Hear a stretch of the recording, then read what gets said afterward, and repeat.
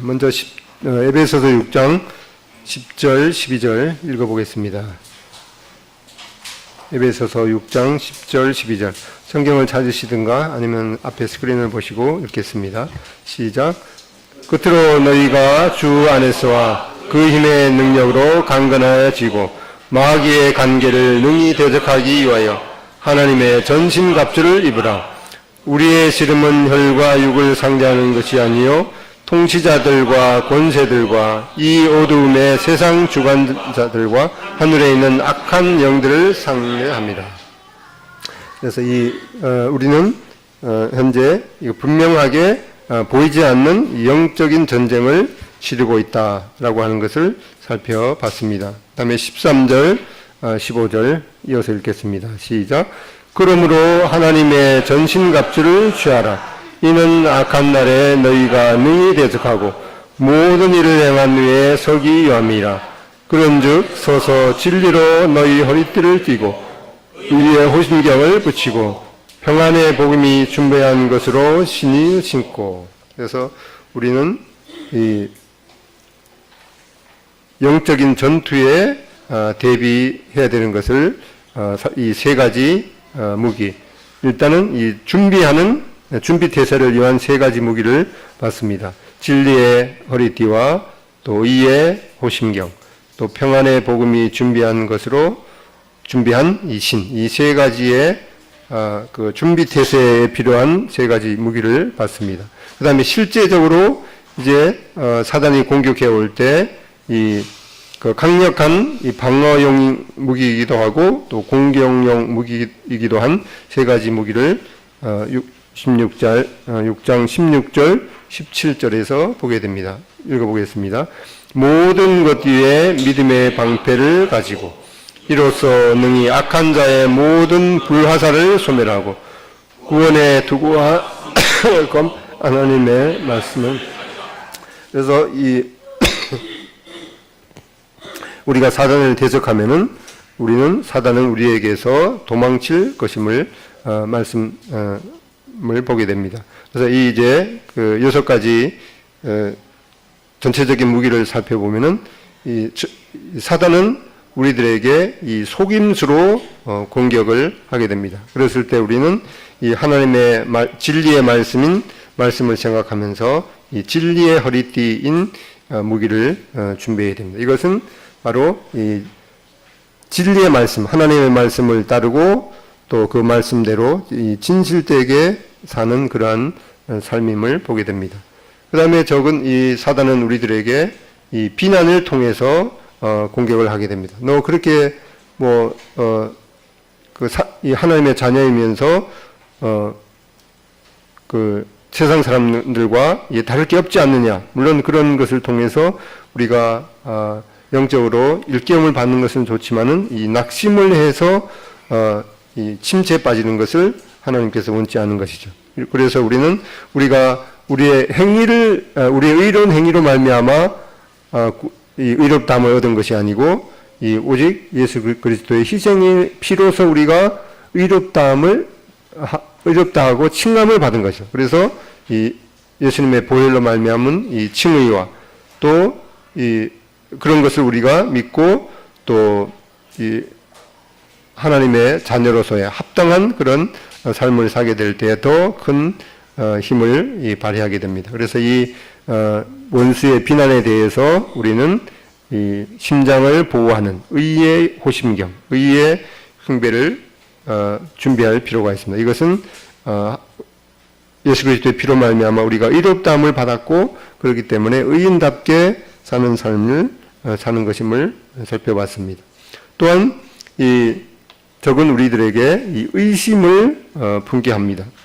그럴 때 우리는 이 복음의 신발, 이 복음이 무엇인지 고린도전서 15장을 통해서 간략하게 요약하면은 예수님께서 우리 죄를 위하여 죽으시고 또 우리를 의롭다 하기 위해서 살아나신 것, 그것이 바로 복음의 이 핵심인데, 이러한 복음을 확실히 알고 또 그것을 다른 사람에게 전하게 될 때 우리의 믿음이 더욱더 견고해지는 것을 살펴봤습니다.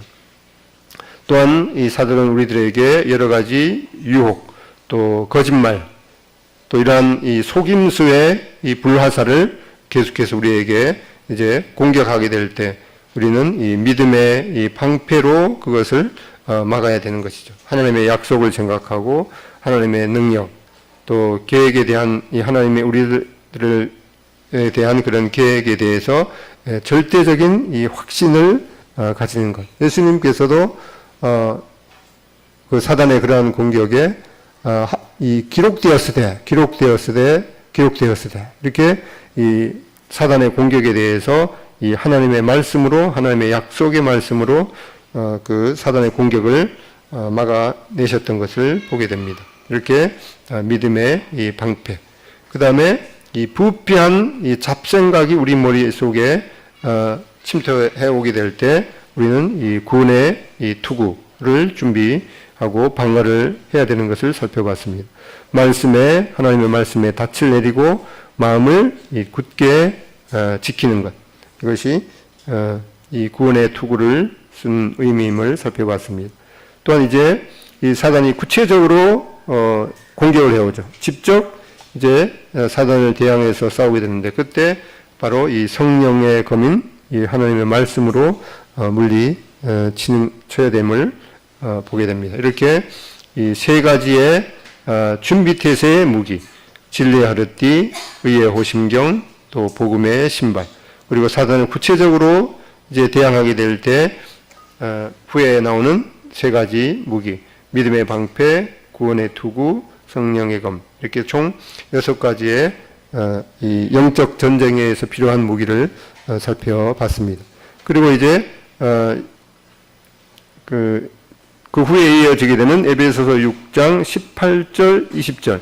근데 보통 이 말씀을 읽게 될 때 이거는 앞에 17절까지 말씀이 끊어지고 또 다른 말씀을 이렇게 주어지는 것처럼 이렇게 보이는데 다른 이 성경을 보면은 계속해서 이어지는 것을 보게 됩니다. 우리 NIV 성경에 보면은 여기 그리고라는 말이 붙어 있고, 그다음에 요즘에 아주 그 원어 성경에 가장 그 가깝게 최근에 번역된 ESV 그 영어 성경이라고 있는데 거기 보면은 17절과 18절이 이 한 문장으로 이렇게 되어 있습니다. 끊어지지 않고 한 문장으로 되어 있습니다. 그래서 앞에 여기 나오는 하나님의 말씀을 가지라. 그렇게 하면서 이제 이 18절이 이어지고 있습니다.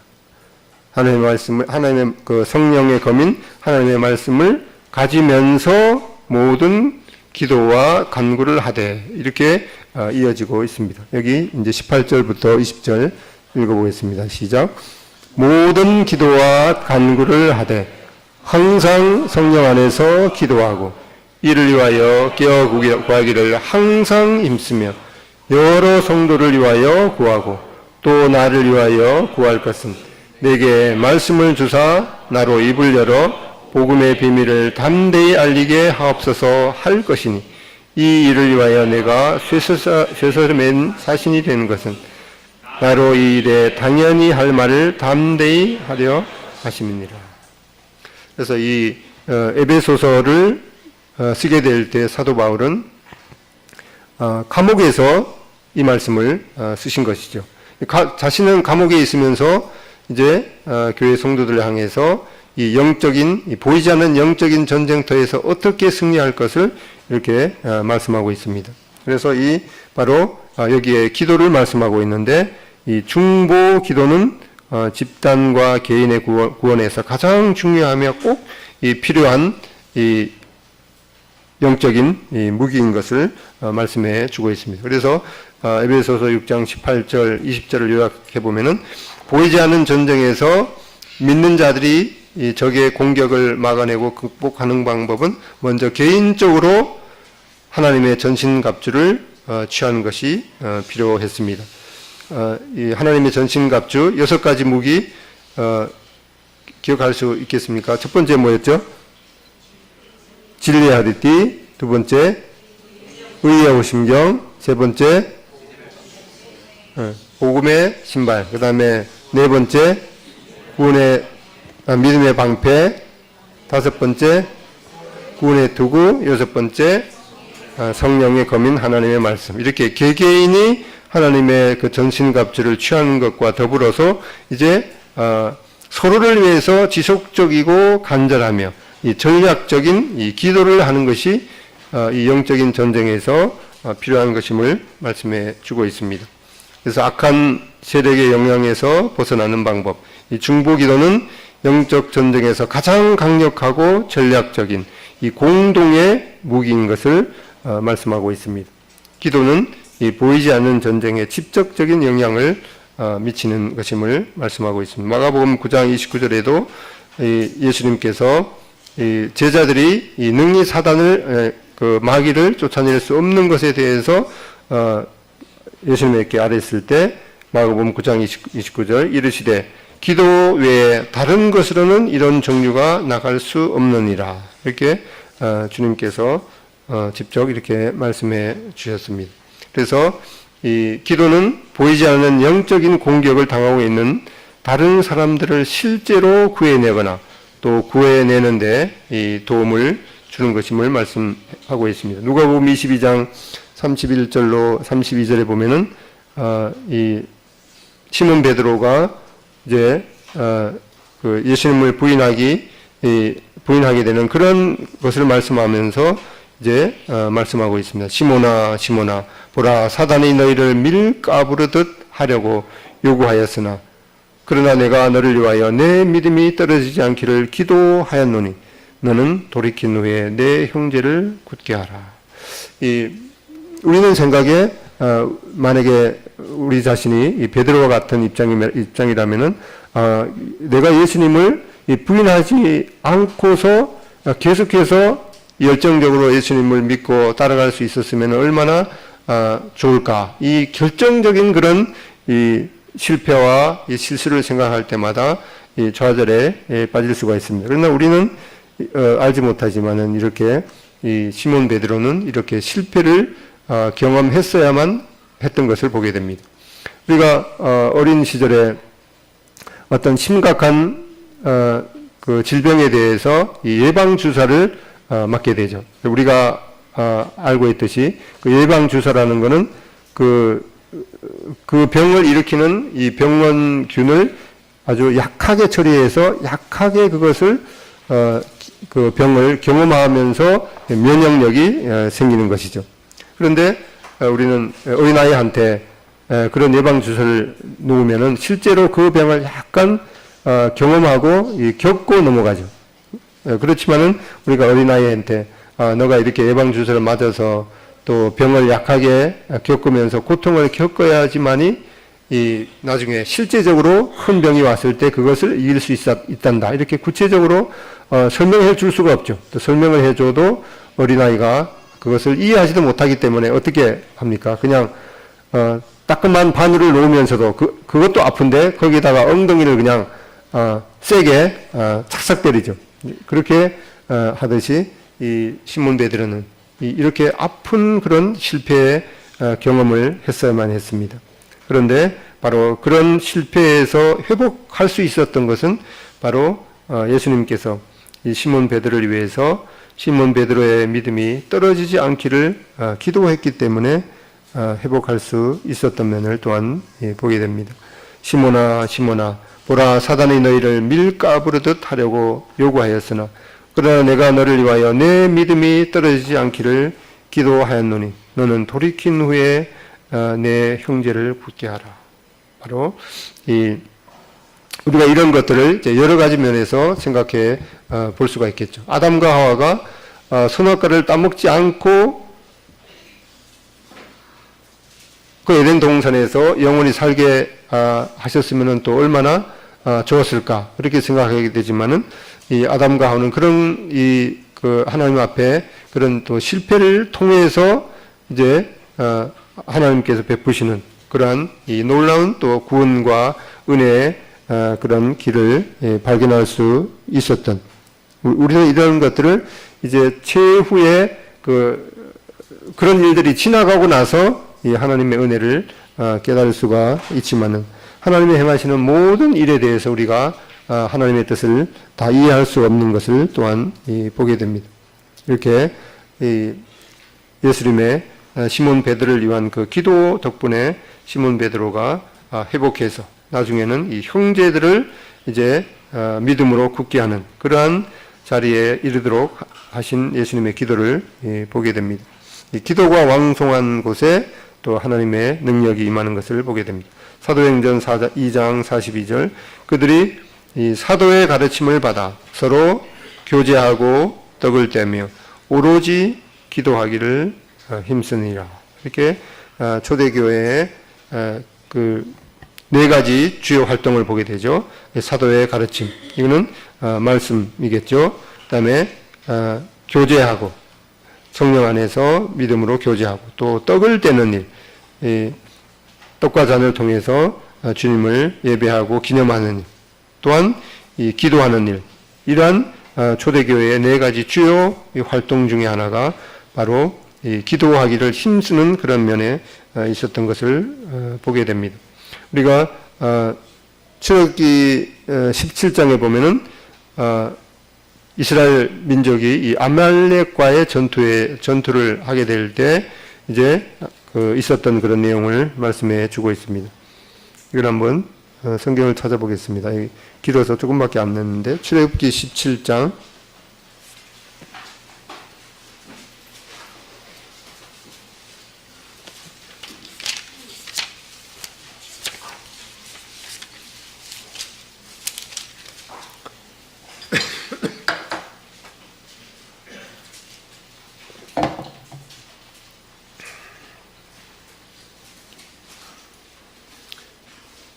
출애굽기 17장 8절부터 15절까지 다 같은 목소리로 읽어보겠습니다. 구약성경 109쪽입니다. 출애굽기 17장 8절부터 15절까지입니다. 시작.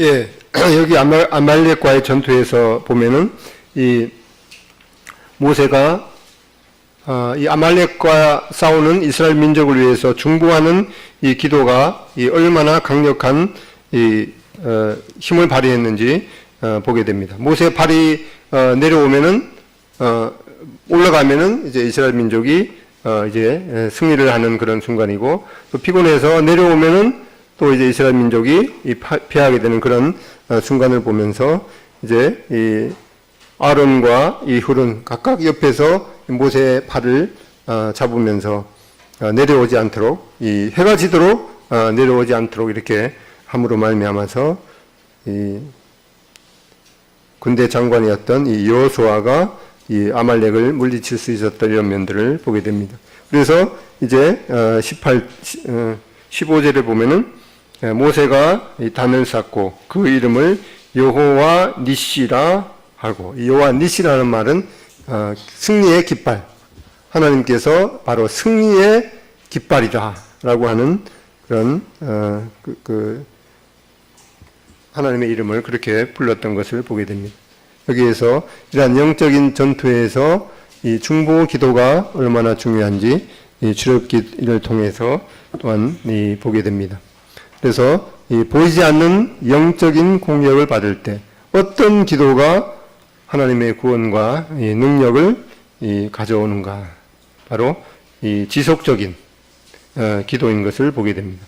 이 모세가 이 해가 지도록 이 발이 내려오지 않고 계속해서 중보 기도했던 그런 면들을 여기에서 보게 됩니다. 그래서 모든 기도와 간구를, 이것은 바로 여기 에베소서 6장 8절에 보면은 이 모든이라는 말이 4번 나오는 것을 보게 되죠. 모든이라는 말은 여기 영어에 보면 all times, 그리고 모든 기도, all prayer, 그 다음에 여기 all perseverance, 모든 기도, 그 다음에 여기 우리 성경에는 이제 여러 성도를 위하여 구하고 이렇게 했는데, 여기 원래 영어 성경에는 모든 성도들을 위해서 구하라, 이렇게 4번 이렇게 모든 면에서 기도할 것을 말씀해 주고 있습니다. 모든 기도와 간구를, 이건 모든 종류의 기도이죠. 어떠한 일을 당하더라도 먼저 하나님 앞에서 기도하는 이러한 태도가 필요한 것을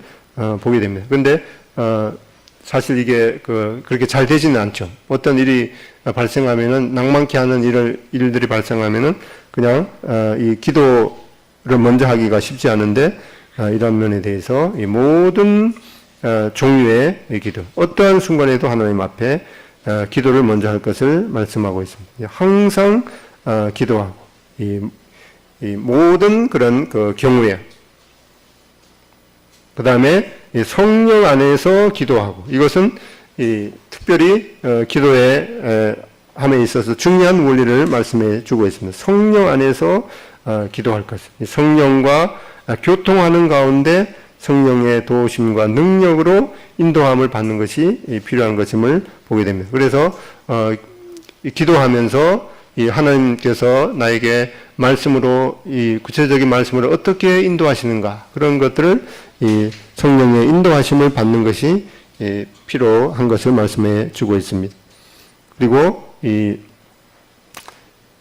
간절한 기도죠. 깨어 구하기를, 이것은 자지 않고 깨어 있는 그런 의미이고, 그다음에 항상 힘쓰며, 이것은 기도하다가 그냥 낭망해서 포기하는 것이 아니라 인내하고 포기하지 않는, 하나님께 응답이 있을 때까지 인내하고 포기하지 않는 이러한 태도를 말씀해 주고 있습니다.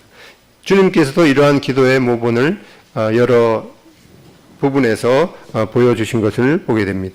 우선 공적인 사역의 이 초기에 12제자를 선택하실 때 이 밤이 맞도록 기도하시고 12제자를 선택한 면들을 보게 됩니다. 여기 한번 누가복음 6장 12절 찾아보겠습니다. 누가복음 6장 12절.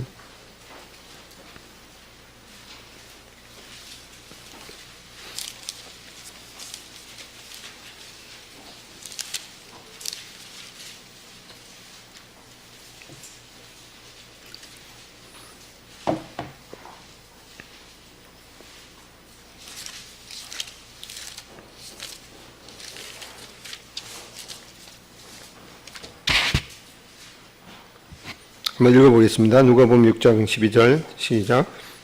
이때 예수께서 기도하시러 산으로 가서 밤이 맞도록 하나님께 기도하시고 13절 밝음에 그 제자들을 부르사 그 중에서 12를 택하여 사도라 칭하셨으니, 이렇게 12제자를 선택하실 때 이 하나님의 인도하심을 구하면서 이 밤이 맞도록 기도하셨던 그런 주님의 이 모본을 보게 됩니다. 우리가 이러한 면에 있어서 우리가 주님의 모본을 따라야 할 그런 경우가 있겠죠. 이렇게 깨어 구하기를, 이 밤이 맞도록 기도하는 그런 또 순간도 있어야 되는 면들을 보게 됩니다. 그 다음에 이 전략적인 기도가 또한 필요한 것을 보게 됩니다. 여러 성도를 위하여 구하고, 여기에 영어 성경에 보면 모든 성도를 위하여 구하라, 이렇게 말씀해 주고 있습니다. 특별히 이 사도 바울은 내게 말씀을 주사 나로 담대히 하나님의 말씀을 전하게 전할 수 있도록 해달라라고 하는 이러한 기도를 요구하고 있는 것을 보게 되는데, 바로 이러한 하나님의 말씀을 이제 전하게 될 때 이러한 성도들의 기도를 통해서 담대해질 것을 보게 됩니다. 또한 내게 말씀을 주사. 하나님의 말씀은 명확하며 우리는 이 말씀을 통해서 바로 주님을 만나게 되는 것을 보게 됩니다. 어떤 믿을 만한 그런 그 책자에 기록된 그런 내용이기 때문에 구체적인 예를 들어보면, 어떤 아프리카 선교사분이 이제 그 자전거를 타고 어느 지역에 가서 그 의사 그 선교사이기 때문에 그 다른 사람들을 치료하고 또 약도 전달하는 그런 일들을 이제 지속적으로 해오다가 어느 날은 이제 자전거를 타고 이제 가야 되는 그런 상황이 있었는데, 자전거를 타고 가다 보니까 어떤 사람들이 이제 심하게 다투어서 아주 상처가 많이 났어요. 그래서 그 상처를 이제 치료해주고 또 그 사람한테 복음도 전해주고 또 뭐 아프리카 지역이기 때문에 중간에 정글에서 이제 자야 되는 이제 그런 그 형편이었는데, 그리고 이제 몇 달이 지났어요. 몇 달이 지났는데 그 선교사분이 그 상처난 사람을 치료해주고 복음을 전해준 그 사람이 그 선교사분한테 찾아와서 뭐라고 했는가 하니까, 우리는 그 선교사분한테 돈도 많이 있고 또 약도 귀한 그 값비싼 약도 많이 있다는 걸 알았기 때문에 당신이 잠자려고 할 때 우리가 당신을 죽이고 그 약과 돈들을 이제 취하려고 했는데 6명이 합세를 해서 이제 하려고 했는데, 보니까 당신이 자고 있는 그 정글 그 지역의 그 바깥에 보니까 26명의 그 무장을 한 사람들이 보초를 서고 있어서 그렇게 하지 못했습니다. 물론 이제 그 분은 이제 나중에 예수님을 믿고 그렇게 얘기했죠. 근데 아니, 나는 분명히 그날 잠을 혼자서 잤다. 그게 말이 됐느냐. 그러니까 그 이제 혼자 증인이 아니죠. 6명이 같이 갔기 때문에 우리는 하도 이상해갖고 그 당신의 그 진지를 지키는 사람이 몇 명인가 일일이 다 세어봤는데 분명히 26명이었다.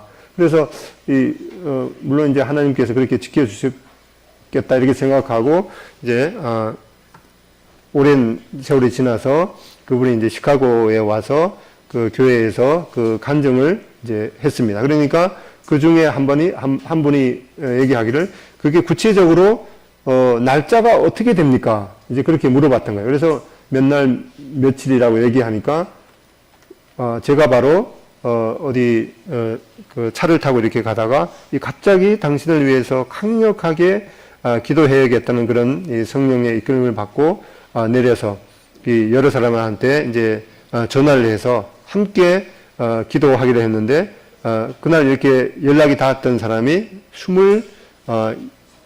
26명이었다. 그래서 그 간증을 하면서 그날 그 기도했던 사람을 일어나가라고 그러니까 26명이 딱 일어났던 거죠.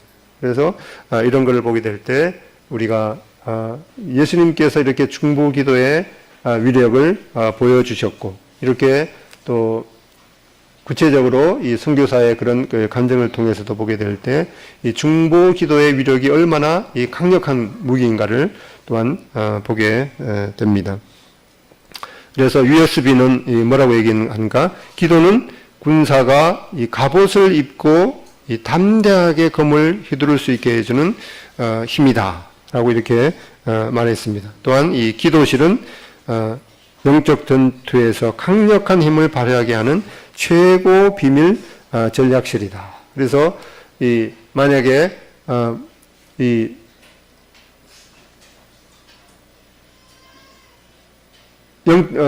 보통 전투에서 이 최고 그 비밀 지휘소를 공격하면은 그 전쟁에서 이제 힘을 잃게 되죠. 그런데 바로 그 최고 비밀 전략실이 바로 기도실인 것을 보게 됩니다. 마태복음 21장 13절에 보면은 예수님께서도 그들에게 이르시되 기록된 바 내 집은 기도하는 집이라 일컬음을 받으리라.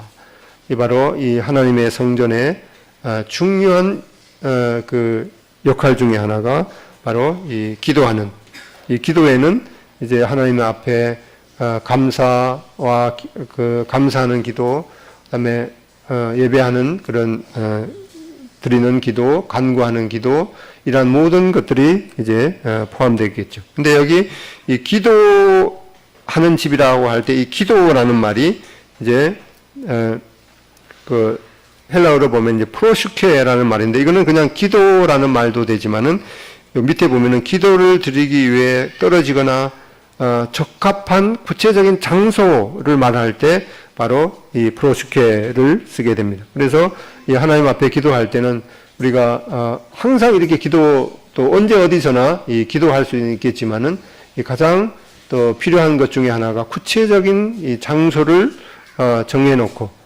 하나님 앞에 이 정기적으로 기도하는 그런 면들도 필요한 것을 보게 됩니다.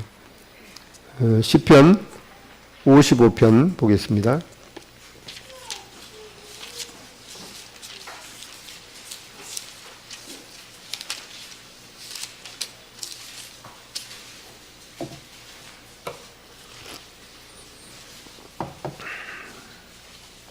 시편 55편 17절 구약성경 840쪽입니다.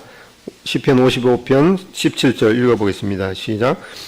저녁과 아침과 정오에 내가 근심하여 탄식하리니 여호와께서 내 소리를 들으시리로다. 그래서 이 시편 55편이 이제 다윗의 기도이죠. 이 다윗은 이렇게 저녁과 아침과 정오, 이스라엘 사람들은 이제 저녁이 하루의 시작이기 때문에 이렇게 저녁을 먼저 언급했죠.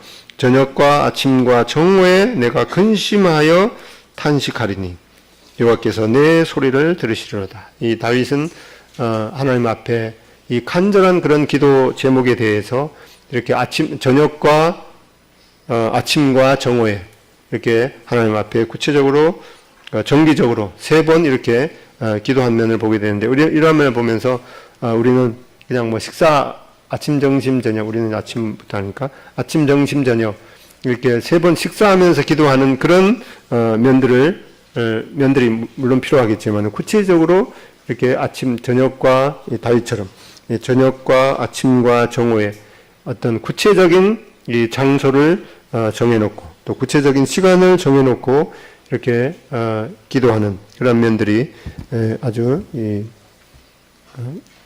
간절하게 필요한 면들을 보게 됩니다. 그래서 요점 정리, 이제 대부분의 그리스도인의 삶과 교회에서 뭐겠죠? 빠져 있는 중보 기도에 대한 헌신과 요소는, 교회에서 빠져있는 요소는 중보 기도에 대한 헌신과 규칙적인 실천이다. 이 중보 기도는 이제 구체적인 장소와 또 구체적인 그 시간을 정하는 게 이러한 그 믿음의 선진들의 그런 모본이었던 것을 보게 되는데, 그래서 성경은 개인적으로 그리고 집단적으로 지속적이고 간절하고 전략적인 중보 기도가 실제로 우리를 악에서 구해줄 것이라고 말하고 있다. 이렇게 우리가 멀리 떨어져 있는 또 자녀를 위해서 우리가 뭐 어떻게 할 수가 없죠.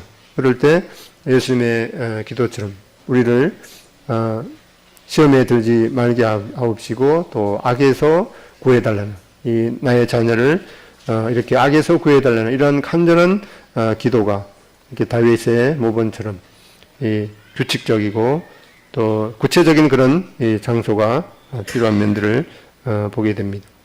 그다음에 여기는 한번 이 고든이라는 말이 이 기도의 중요성에 대해서 이렇게 말한 것인데 한번 읽어보겠습니다. 시작. 오늘날 지구상에 존재하는 위대한 사람들은 기도하는 사람이다. 기도에 대해서 말하는 사람들도 아니고 기도에 대해 설명할 수 있는 사람도 아니다. 내가 말하는 사람들은 시간을 내서 기도하는 사람이다. 그들이라고 시간이 많은 것이 아니다. 그들도 다른 일 중에서 시간을 할애해야 한다. 그 다른 일들도 중요한 일이다. 매우 중요하고 긴급한 일이다.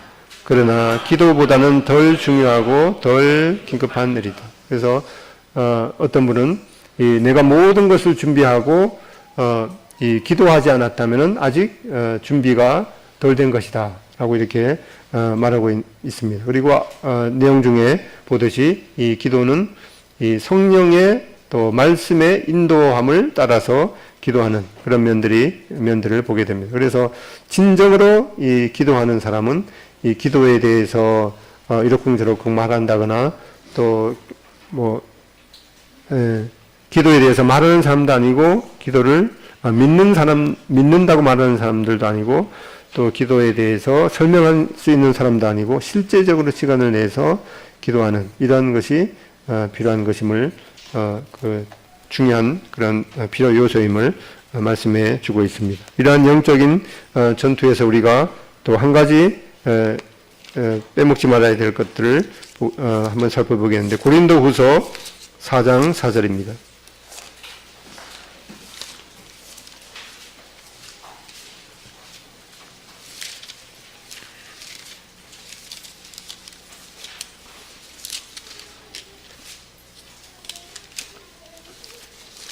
고린도후서 4장 4절 3절부터 읽어보겠습니다. 3절부터 6절까지 읽어보겠습니다. 4장 고린도후서 4장 3절부터 6절까지 시작. 만일 우리 복음이 가리웠으면 망하는 자들에게 가리운 것이라. 그 중에 이 세상 신이 믿지 아니하는 자들의 마음을 혼미케 하여 그리스도의 영광의 복음의 광채가 비치지 못하게 하며 그리스도는 하나님의 형상이니라. 우리가 우리를 위하여 전파하는 것이나 오직 그리스도 예수의 주 되신 것과 또 예수의 일하여 우리가 너희의 종된 것을 전파합니다. 어두운 데서 빛이 비치리라 하시던 그 하나님께서 예수 그리스도의 얼굴에 있는 하나님의 영광을 아는 빛을 마음에 비치셨느니라. 여기 보면은 만일 이 복음이 가리었으면 망하는 자들에게 가리운 것이라. 그 중에 이 세상 신은 바로 이 마귀죠. 이 세상 신이 믿지 아니하는 자들의 마음을 혼미케 하여 그리스도의 영광의 복음의 광채가 비치지 못하게 하미니 그리스도는 하나님의 형상이니라. 그래서 우리가 어떤 분이 내가 하나님과 예수님을 믿지 않고 이 마음에 딱딱해져 있는 이러한 것들이 그냥 내가 선택해서 그렇게 하는 면도 있지만은 그 이면에 보면은 이러한 이 세상 신이 그 믿지 않는 사람의 마음을 혼미하게 해서 예수님의 얼굴에 있는 하나님의 영광을 보지 못하게 한다. 이렇게 사단은 계속해서 이 거짓 것과 이 속임수로 믿지 않는 사람들의 마음을 특별히 혼란케 하게 하고 있는 것을 보게 됩니다. 이런 면에 있어서 하나님께 대한 그런 확실한 믿음이 없다면은 내가 지금 이 사단한테 수영회에서도 말씀드렸죠. 거짓의 아비 누굽니까? 거짓의 아버지. 이 거짓의 아버지가 바로 이 사단이죠. 사단은 처음부터 거짓으로 아담과 하와를 유혹해서 죄에 빠지게 했습니다. 그런데 그 후로도 계속해서 이 거짓과 이 속임수로 이 하나님을 믿지 못하게 하는데, 그래서 여기 이 말씀을 보게 될 때에도 내가 이 하나님께 대한 믿음이 없다는 것은 이 내가 얼마나 사단에게 지금 속고 있는 건가라고 하는 것을 확실히 깨닫고, 또 여기 보면은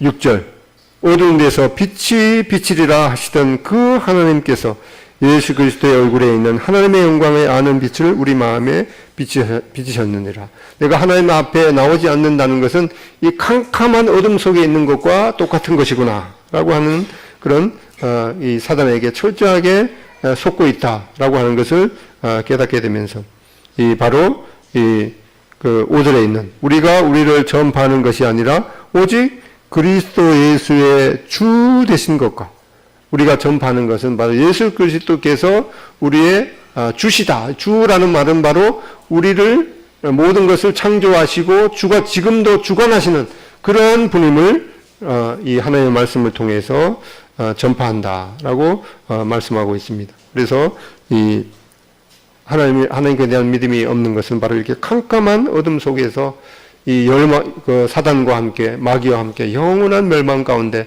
빠져야 되는 그러한 것임을 깨달으시고 바로 이 예수님은 바로 세상의 빛이다라고 말씀하고 있는데 이 빛 대신 주님께로 나와야 되는 반드시 나와야 되는 그러한 것임을 보게 됩니다. 그래서 어떤 분은 이 마귀가 우리를 이렇게 속였기 때문에 이 모든 책임을 마귀한테 전가시키는 것이죠. 그렇지만은 이 선택은 자신의 것임을 보게 됩니다. 내가 이 어둠에 계속 머물 것인가, 아니면 빛으로 나올 것인가, 또 계속 이렇게 속임수를 쓰고 있는 이 사단에게 속해일 것인가, 아니면 이 진리의 말씀이신 하나님께로 돌아올 것인가. 그것은 이 자신의 이 결단에 달려 있는 것이죠. 어느 누구도 이것을 대신해 줄 수가 없는 것임을 보게 됩니다. 그래서 예수님께서 말씀하시기를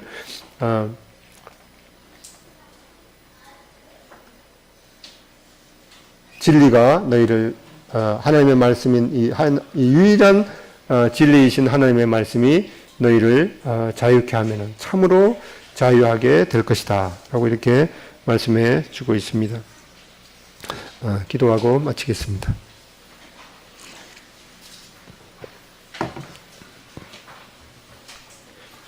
아버지 하나님, 저희들이